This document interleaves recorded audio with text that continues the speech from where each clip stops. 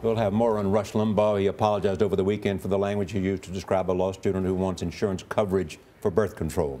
Some of Limbaugh's sponsors are dropping his show, and the Republican presidential candidates are now being drawn into the controversy. Political correspondent Jan Crawford is in Dayton, Ohio, where the important Super Tuesday primary is, of course, tomorrow. Jan, good morning.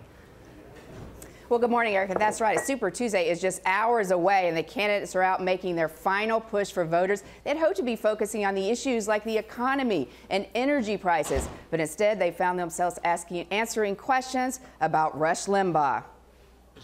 He's a media powerhouse known for rallying the right, but for some conservatives, Rush Limbaugh's latest comments were too much. Rick Santorum and Mitt Romney tried to distance themselves from the controversy.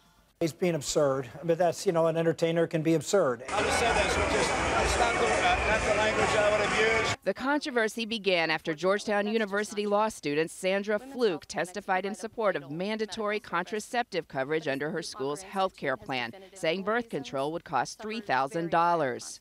It makes her a slut, right? Makes her a prostitute. She wants to be paid to have sex. Ms. Fluke, and the rest of you feminazis, here's the deal. If we are going to pay for your contraceptives and thus pay for you to have sex, we want something for it. And I'll tell you what it is. We want you to post the videos online so we can all watch. Insisting he did not mean to personally attack Fluke, Limbaugh issued a written apology stating, "My choice of words was not the best. In an attempt to be humorous, I created a national stir." But Saturday's apology became Sunday talk show fodder. I am astonished at the desperation of the elite media to suddenly decide that Rush Limbaugh is the great national crisis of this week. It played into this trope that the Republicans have a war on women. No, they don't, but he made it look that way.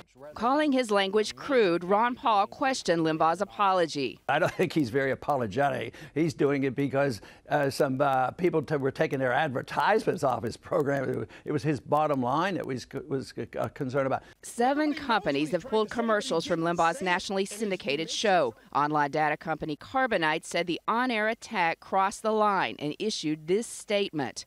"We hope that our action will ultimately contribute to a more civilized public discourse." Media expert Eric Desenhall believes Limbaugh's career will survive this PR crisis. Well, Rush Limbaugh makes his living crossing the line. For every person who loudly protests, there are also people who silently agree with him. Now, Limbaugh had some defenders, but they were drowned out by those protests on the left and critics on the right. And for some Republicans, there was also this concern that the focus on the Limbaugh controversy was distracting from the important issues and playing right into Democrats' hands as both sides fight for that critical female vote. Charlie and Erica. Jan, thank you.